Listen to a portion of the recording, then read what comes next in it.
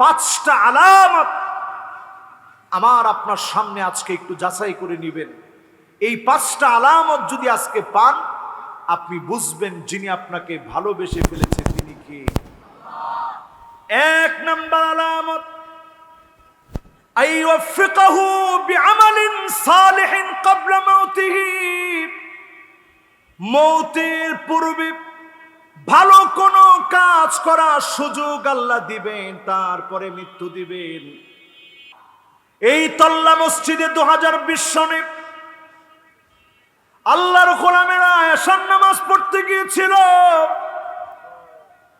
এশার নামাজ শেষ হয়ে গেছে, সুন্নতের সময়টা আসছে, বেতেরের সময় এসেছে। সুন্নত আর সালাতুল ভিতর যারা একসঙ্গে পড়ছিলেন, নামাজের সময়ে সেজদারত অবস্থায় ছিলেন, কেউ দাঁড়ানো অবস্থায় ছিলেন, কেউ রুকু অবস্থায় ছিলেন। সুবহান রাব্বিয়াল আলা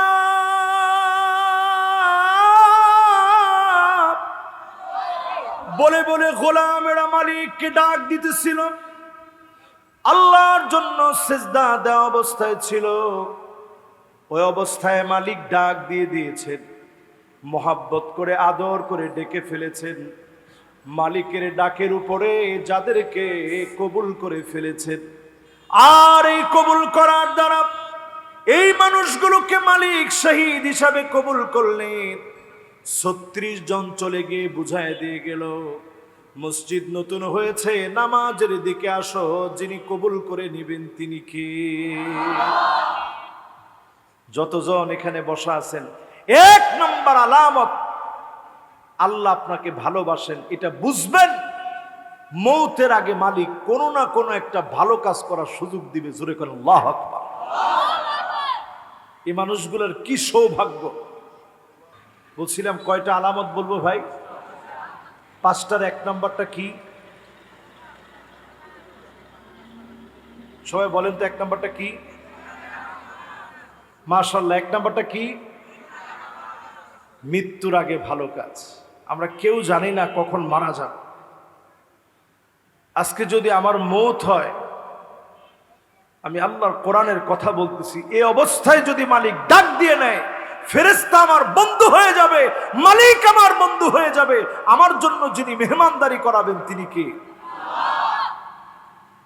আলামত নাম্বার 1, জীবনটারে ভালো কাজের মধ্যে পরিচালিত করেন। জীবনটারে ভালো কাজের মধ্যে পরিচালিত করেন, নামাজের দিকে আসেন। যারা জীবনটাকে প্রতিটা মুহূর্তে ভালো কাজের উপরে দেখতে পান, আপনি বুঝে নিবেন আপনার জীবনের শেষ মুহূর্তেও ভালো কোনো কাজের উপরে যিনি ডাক দিয়ে দিবেন তিনি কে। 2 নম্বর আলামত শুনেন আমার ভাইয়েরা, মানুষ যখন আপনাকে ভালোবাসবে আপনি বুঝে নিবেন এই ভালোবাসা দুনিয়ার জমিন থেকে আসে নাই, এই ভালোবাসা আরশে আজিম থেকে যিনি দিয়েছেন তিনি কে।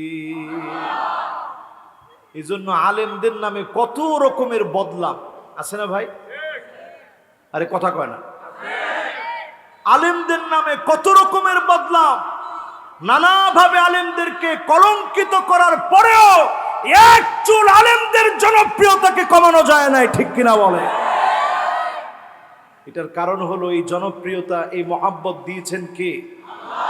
যেই মহাব্বত উপর থেকে আসে, জমিনে টেনে সেই মহাব্বত কমানো যায় না, ঠিক কিনা বলে? মিথ্যা মামলা হামলা দিয়ে এই মহাব্বত কমানো যায়? কোন তালিকা করে এই মহাব্বত কমানো যায়? কয় নম্বরে আছি ভাই? 1 নম্বরের পরে কয় নাম্বার? মানুষ যখন আপনাকে মহাব্বত করবে, আপনার জন্য মানুষ যখন দোয়া করবে, আপনি মালিকের জন্য সেজদা অবনত হয়ে যান, আল্লাহর কাছে ফরিয়াদ করা শুরু করেন, আপনি বুঝে নেন এই মহাব্বত বড় দামি মহাব্বত। এই মহাব্বত দিয়ে যিনি আপনাকে দামি বানায় দিয়েছেন তিনি কে?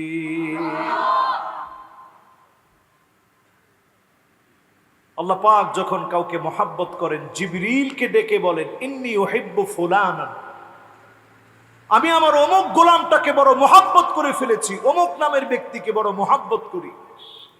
জিবরিল তুমি মোহাব্বত করো, জিবরিল আলাইহিস সালাম মোহাব্বত করেন, ফেরেশতারা মোহাব্বত করা শুরু করেন। এইভাবে করে আসমানে মোহাব্বত শুরু হয়ে যায়, জমিনে মোহাব্বত শুরু হয়ে যায়। এই মোহাব্বত যখন দেখবেন বুঝবেন যিনি ভালোবেসে ফেলেছেন তিনি কে। কত নাম্বার ভাই? এইবার কত নাম্বার? 3 নম্বরে আমার ভাইরা ইত্তিবাউস সুন্নাহ, নবীজির সুন্নাহ মানার চেষ্টা করেন। নবীজির সুন্নাহ যত বেশি মানবেন আপনি বুঝে নিবেন যিনি আপনাকে ভালোবেসে ফেলেছেন তিনি কে। নবীজি সাল্লাল্লাহু আলাইহি সাল্লামকে জীবনে কোনোদিন দেখি নাই, জীবনে নবীজিরে পাই নাই, কিন্তু আমার দেশে ওই সেই এমানুয়েল ম্যাক্রোর দেশে ফ্রান্সে যখন আমার নবীর বিরুদ্ধে কোনো ব্যঙ্গাত্মক কোনো কার্টুন প্রকাশ করা হয়, সবচেয়ে বড় মিছিলটা আমার বাংলাদেশে হয়, ঠিক কিনা বলেন? এরকম অনেক লোক যায় যারা 5 ওয়াক্ত নামাজ পড়ে নাই, কিন্তু নবীজির জন্য মহব্বত আছে। এই মহব্বতটা যদি আপনি নিজের জীবন পরিবর্তনে সুন্নতকে অনুকরণ করে করা শুরু করেন, এই মহব্বতের কারণে যিনি আপনাকে দামি বানায় দিবেন তিনি কে? নবীজির সুন্নাহকে মহব্বত করা শুরু করেন, একটা একটা সুন্নত করে জীবনে পরিবর্তন আনার চেষ্টা করেন। আল্লাহর নবীর সূরাত এমন ছিল যেই সূরাতের সবগুলো আপনি ধারণ করতে পারবেন না।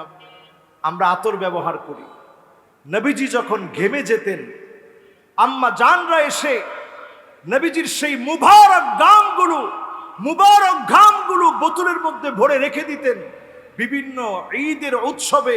এমনকি নবীজির সাথে যখন বিছানায় যখন ঘুমাতে যেতেন তখন আম্মা জান আয়েশা ব্যবহার করতেন, আর তিনি বলতেন আমার কাছে মনে হতো এটা মিস্কের চাইতে অধিক সুঘ্রাণ যুক্ত। জোরে বলেন আল্লাহু আকবার। এটা আপনি আপনার আমলে আনতে পারবেন না। নবীজি সাল্লাল্লাহু আলাইহি সাল্লামের সিরাত জীবনের প্রত্যেকটা অংশ আমলযোগ্য। আপনি যদি আমল করার চেষ্টা করেন একটা একটা করে জীবনের পরিবর্তন আসবে, নবী আপনাকে ভালোবেসে ফেলবে। স্বপ্ন যোগে নবীজি সাল্লাল্লাহু আলাইহি সাল্লামকে আপনি দেখবেন, স্বপ্ন যোগে দেখা হয়ে যাবে, শাফাতের জন্য নবীজি দাঁড়ায় থাকবে, আমাকে আপনাকে নবীজি শাফাত করবে, ধন্য বানায় যিনি জান্নাতি বানায় দিবেন তিনি কে? কয় নাম্বার ভাই? কয় নাম্বার? মাশাআল্লাহ। 1 নাম্বারটা কি? সবাই বলা লাগবে। 1 নাম্বারটা কি? মাশাআল্লাহ। এগুলো মনের খাতায় লিখে রাখেন। ইলমটা 2 প্রকার, দপ্তুন বিসসুদূর ওয়া দপ্তুন বিসসুতুর। একটা হচ্ছে খাতায় লিখে রাখা, আর একটা মনের মধ্যে একেবারে মন দিয়ে গেঁথে ফেলা। আমরা আজকে একেবারে মুখস্থ করে নিয়ে যাব। 1 নাম্বারটা কি? সুবহানাল্লাহ। এই মসজিদটার কথা আমার সারা জীবন মনে থাকবে। কিরকম মসজিদ! সুবহানাল্লাহ। 36 জন আল্লাহর গোলাম, তারা কয়জন? 34 জন। 34 জন আল্লাহর গোলাম, তারা সেদিন আল্লাহর সামনে দাঁড়াবে। আল্লাহ পাক সেদিন তাদেরকে দেখে খুশি হয়ে যাবে। আল্লাহ পাক সেদিন তাদেরকে দেখে খুশি হয়ে যাবে। এক একজন শহীদ হওয়ার সাথে সাথে তাদেরকে আল্লাহ পাক 6টা পুরস্কার দিয়ে দেয়। জোরে করে আল্লাহু আকবার। কয়টা? ঠিক যেদিন এই ঘটনা ঘটছে তার পরের দিন আমি আসছি দেখার জন্য। এসে দেখলাম মানুষের এই যে চামড়াগুলা বিভিন্ন জায়গায় ছড়িয়ে ছিটিয়ে পড়ে আছে। দেখে আমি বড় অবাক হয়েছি, আর চিন্তা করছি আল্লাহ ইউতি শাহীদ সিত্তা খিসালিন ইনদা আউয়ালি কাতরাতিন মিন দামিহি। রক্তের একটা ফোঁটা পড়ার সঙ্গে সঙ্গে, লুমের মধ্যে একটু আগুন লাগার সঙ্গে সঙ্গে শহীদের সব গুনাহ আল্লাহ মাফ করে দেয়। সুবহানাল্লাহ। ওয়া ইউরা মাকআদাহু ফিল জান্নাহ। দ্বিতীয় নাম্বার পুরস্কার, শহীদকে আল্লাহ রাব্বুল আলামিন জান্নাতের বাড়িটা দেখাতে থাকে। এজন্য শহীদের চেহারার ভিতরে কোনো ক্লান্তি থাকে না, শহীদের চেহারার ভিতরে জান্নাতি হাসি ফুটে যায়। জোরে বলেন আল্লাহু আকবার। তিন নাম্বার পুরস্কার, ওয়ায়ুজাওয়াজু মাআ হুরিল আইন, সবচেয়ে সুন্দরী, সবচেয়ে অপরূপা, ডাগর ডাগর চোখ বিশিষ্টা নারীদের সঙ্গে, হুরদের সঙ্গে জান্নাতে আল্লাহ পাক শহীদদেরকে বিবাহের ব্যবস্থা করে দিবেন। সুবহানাল্লাহ। ওয়ায়ুমানু মিন ফাজাইল আকবার, পৃথিবীর ভিতরে পরঙ্কারী কিয়ামতের টক্কর লেগে যাবে, ভূমিকম্প শুরু হয়ে যাবে। সেই পরঙ্কারী টক্কর থেকে শহীদদেরকে যিনি হেফাজত করবেন তিনি কে? পাঁচ নাম্বার, ওয়ায়ুমানু মিন আযাবিল কবর, কবরের আযাব শহীদদেরকে আল্লাহ মাফ করে দিবেন।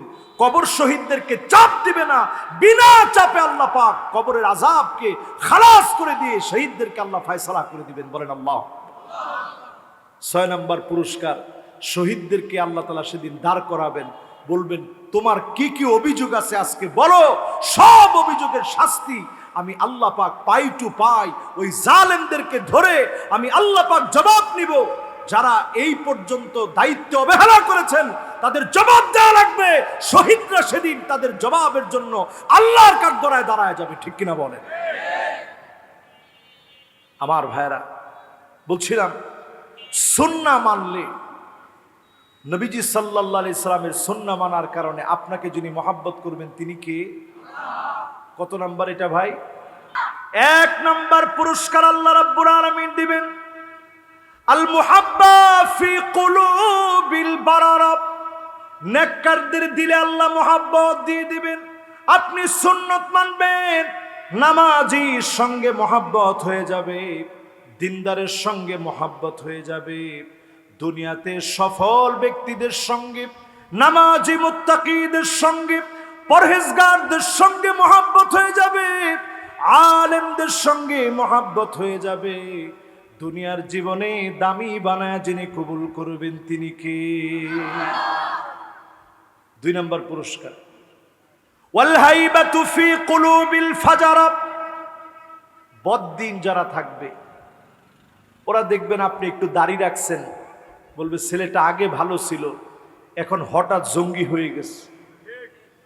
আরে ঠিক কয় না তো? আপনি টাকটুর উপরে পায়জামাটা পরছেন, লুঙ্গিটা পরছেন, প্যান্টটা পরছেন, বলবে ছেলেটা হঠাৎ করে কেমন যেন চেঞ্জ হয়ে গেছে, আগে ভালো ছিল এখন নষ্ট হয়ে গেছে। কোন নাউজুবিল্লাহ। আপনার মেয়েটা বোরকা পরে বের হবে, অনেকে সমালোচনা করে বলবে লোকটা আগে খুব ভালো ছিল, স্টাইল বুঝতো, এখন ফ্যামিলিকে ধ্বংস করে দিয়েছে। আল হাইবাতু ফি কুলুবিল ফাজারা, এই সমস্ত পাপিষ্ট লোকেরা আপনার পিছনে লেগে যাবে, এরা আপনার কোনো ক্ষতি করতে পারবে না, নিজের ক্ষতি তারা ডেকে আনবে। ঠিক কিনা বলেন? দুই নাম্বার পুরস্কার এটা। তিন নাম্বার পুরস্কার আস-সাআতু ফির রিজক, রিজিকের ভিতরে আল্লাহ পাক বরকত এত বাড়ায় দিবেন। আপনি রিকশা চালাবেন, আপনি ঠেলাওয়ালা, আপনি ভ্যানওয়ালা, আপনি দিনমজুর, আপনার রিজিকের অভাব থাকবে না। লাখ টাকা কামায়, তার পিছনে সব সময় প্রত্যেকটা মাসে ঋণ লেগে থাকে, তার অভাব তাকে ছাড়ে না। আপনার রিজিকের এত বরকত, সামান্য আপনি রিকশা চালানোর পরেও আল্লাহ কখনো রিজিকের ভিতরে অভাব আল্লাহ দিবে না। জোরে বলেন আল্লাহু আকবার। এটা তিন নাম্বার। চার নাম্বার পুরস্কার আস-সিকা ফিদ্দীন, দিনের ব্যাপারে আল্লাহ পাক প্রবল বানায় দিবে, অটল বানায় দিবে। জালেম আপনার উপরে জুলুম করবে, মারতে মারতে শেষ করে দিবে, রক্ত ঝরায় ফেলবে, অত্যাচার স্টিম রোলার চালাবে, দিনের পথ থেকে এক চুল আপনাকে দূরে নিতে পারবে না। ঠিক কিনা বলেন? সুন্নত মানতে রাজি আছেন তো ভাই? চার নাম্বারে, যতজন আজকে বসলেন, হুব্বুল কুরআন, হুব্বুস সিমাইল কুরআন ওয়া তাদাব্বুরিহি ওয়া তিলাওয়াতিহি, কোরআনুল কারীমকে ভালোবেসে ফেলবেন, কোরআনুল কারীম পড়বেন, কোরআনুল কারীম অনুযায়ী জীবন গড়বেন, আল কোরআনের জীবন বিধান বাস্তবায়নের জন্য চেষ্টা করবেন। যিনি আপনাকে আমাকে মহাব্বত করে ফেলবে তিনি কে? কোরআন দিয়ে রাষ্ট্র চলুক, এটা কি আমি আপনি চাই? দেখেন, চাই, এটা কত ভয়ের সাথে বলছে চাই। মাশাআল্লাহ, যারা মুজাহিদ তারা বলছে চাই, আমরা চাই। কোরআন দিয়ে রাষ্ট্র চললে আমাদের জন্য লাভ না লস? চোরদের জন্য লাভ না লস? চোরদের জন্য লস না? হাত কাটতে কাটতে কদ্দুর পর্যন্ত কাটে। ডাকাতদের জন্য লস না লাভ? খুনিদের জন্য লস না লাভ? এই এলাকায় একটা মার্ডার হয়েছিল একবার, শুনছিলাম আর কি, 7 মার্ডার। শুনছেন না আপনারা? এটা এই এলাকায় না, আমি এই এলাকায় বদলাম করতেছি না। এই দেখছেন, এখন কইছে হুজুর সিদ্ধিরগঞ্জে। এইরকম 7 মার্ডারের ঘটনা যদি ঘটতো আর যদি কোরআনের রাজ কায়েম হতো, কল্লা থাকতো নি? কিন্তু দেখবেন তারা হাস্যোজ্জ্বল চেহারা নিয়ে এখনো ঘুরে বেড়ায়। এদেরকে কোনো ডান্ডা বেরি পরানো হয় না, আলেমদেরকে ডান্ডা বেরি পরানো হয়। ঠিক কিনা বলে? দুঃখ ভাই, বড় কষ্ট আমাদের। আমরা এমন মানুষ, আল্লাহর কাছে দিল থেকে বলি, আল্লাহ, এই বাংলাদেশের মানুষ কোরআনকে চায়, এজন্য প্রত্যেক রাতের মাহফিলে হাজার হাজার আল্লাহর গোলাম নিজের পকেটের টাকা খরচ করে মাহফিল শুনতে আসে। ঠিক কিনা বলে? কিছুর আশায় না, শুধু একটু জান্নাত পাওয়ার আশায়, জাহান্নাম থেকে মুক্তির আশায়। আল্লাহ, এই জমিনে তুমি কোরআনের রাজ কায়েম করে দিও। পড়ে না আমিন। কয় নাম্বারটা আছি ভাই? এবার কয় নাম্বার জানি ভাই? মাশাআল্লাহ। 5 নম্বরে আল ইবতিলা। যত বেশি আপনি দ্বীন মানবেন, ইসলাম মানবেন, এই জমিনে দিন কায়েমের চেষ্টা করবেন, আপনার উপরে পরীক্ষা বেড়ে যাবে। আমার ভাইরা, এতক্ষণ ধরে যারা শুনছিলেন, আজকের এখান থেকে উঠার সময় রবিউল আউয়াল মাসের বিদায় লগ্নে আমরা যারা বসছি এতক্ষণ, নবীজির সঙ্গে আমরা থাকতে চাই। রাজি আছি? কি বলেন? নবীজির সঙ্গে আমরা জান্নাতে একসঙ্গে থাকতে চাই। রাজি আছি? মাশাআল্লাহ। কারা কারা রাজি? একটু হাতগুলো উঠায় দেখাই তো। লিল্লাহে তাকবীর, লিল্লাহে তাকবীর। এবার হাতগুলো নামান। ছোট্ট 8টা আমলের কথা বলে মাহফিলটা শেষ করে দেব। 1 নম্বর, নবীজি সাল্লাল্লাহু আলাইহি সাল্লামকে ভালোবাসবেন। পারবেন ইনশাআল্লাহ? আল মারউ মাআ মান আহাব্বা। খুব পরিচিত হাদিস। ব্যক্তি যারে ভালোবাসবে তার সঙ্গে থাকবে। নবীজিরে ভালোবাসবেন, নবীজির সঙ্গে থাকবেন। উল্টাপাল্টা নায়ক নায়িকা, গায়ক গায়িকা, ফেমাস ফুটবলার, তারকা, এদের পিছনে ছুটবেন, এদের সঙ্গে থাকবেন। নবীজির সঙ্গে আল্লাহ পাক আমাদেরকে থাকার তৌফিক দেখ। পড়ে না আমিন। হযরত আনাস বলেন, এটা শোনার পরে আমি এত খুশি হয়েছি, আমার আমল যদিও এত বেশি না, কিন্তু আনতা মাআ মান আহবাবতা, তুমি যাকে ভালোবাসবে তার সঙ্গে তুমি থাকবে। আমি নবীজিরে বড় ভালোবাসি, আমি আবু বকরকে বড় ভালোবাসি, আমি ওমরকে বড় ভালোবাসি। তাদের সঙ্গে যদি আমি থাকি, এর চাইতে বড় সৌভাগ্য আর কি হতে পারে? আল্লাহ আমাদেরকেও সৌভাগ্যশীল বানায় দিক। পড়ে না আমিন। 2 নম্বর, একজন সাহাবী, যেই সাহাবীর বয়স মাত্র 11 বছর বয়স, রবিআ ইবনে কাব আল আসলামী। একটু সবাই বলেন তো নামটা কি? রবিআ ইবনে কাব আল আসলামী। রবিআ ইবনে কাব আল আসলামী 11 বছরের যুবক, ঘর নাই, বাড়ি নাই, কিচ্ছু নাই। আহলে সুফফার অধিবাসী, মসজিদ নববীতে ঘুমায়। আপনারা যারা মসজিদ নববীতে গেছেন, আহলে সুফফারা যে জায়গায় ঘুমাইতো, রিয়াদুল জান্নায় যাদের যাওয়ার সুযোগ হয়েছে, দেখছেন আপনারা। আল্লাহর নবী কখন আসবে? রবিআ ইবনে কাব আল আসলামী পথ পানে তাকায় থাকতেন, দরজার দিকে নজর দিয়ে তাকায় থাকতেন, নবীজি কখন ডুববেন, কখন আসবেন। ওজুর পানি আগায় দিতেন, আল্লাহর নবীর খিদমত করতেন। রবিআ ইবনে কাব আল আসলামী বলেন, আমি আল্লাহর নবীকে বড় ভালোবাসি, আল্লাহ নবীকে বড় ভালোবেসেছি। নবীজি আদর করে একদিন বললেন, রাবিয়া কোন একটা কিছু আমার কাছে চাও, আমি তোমাকে দেব। কিছু চাও, এখনই তোমারে দেব। রাবিয়া ইবনে কাব আল আসলামী বলেন, যখনই নবীজি এইটা বলছে আমি সাথে সাথে বললাম, মুরাফাকাতুকা ফিল জান্নাহ, নবী আর কিচ্ছু চাই না, আমি চাই আপনার সঙ্গে আল্লাহর জান্নাতে একসঙ্গে থাকবো। জোরে কোন সুবহানাল্লাহ। 11 বছরের যুবক, আমাদের দেশের 11 বছরের যুবককে যদি বলা হইতো কিছু একটা চাও, চাইলেই দিব। সাহাবী বলতেছে, নবীজি কিচ্ছু চাই না, শুধু চাই আপনার সঙ্গে আল্লাহর জান্নাতে একসঙ্গে থাকবো। জোরে কোন আল্লাহু আকবার।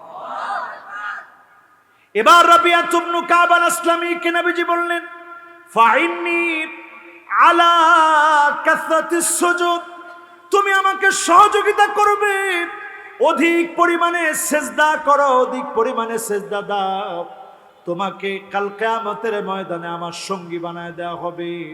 আমরা যদি অধিক পরিমাণে সেজদা অবনত হই, অধিক পরিমাণে যদি সেজদা করি, নবীজির সঙ্গে যিনি সঙ্গী বানায় দিবেন তিনি কে? ইনশাআল্লাহ 3 নাম্বার আমলে আসেন, মাইয়ুতির রাসূল, রাসূল সাল্লাল্লাহু আলাইহি সাল্লামের আনুগত্য করবেন। যত বেশি নবীকে মানবেন তত বেশি ইয়া আল্লাহ, আল্লাহর একটু ডাক দেন, বলেন আল্লাহ, বলেন আল্লাহুম্মা হাওয়ালাইনা ওয়ালা আলাইনা, আল্লাহুম্মা আলাল আকামি ওয়াল আজামি والضراب وبطون الأودية ومنابت الشجر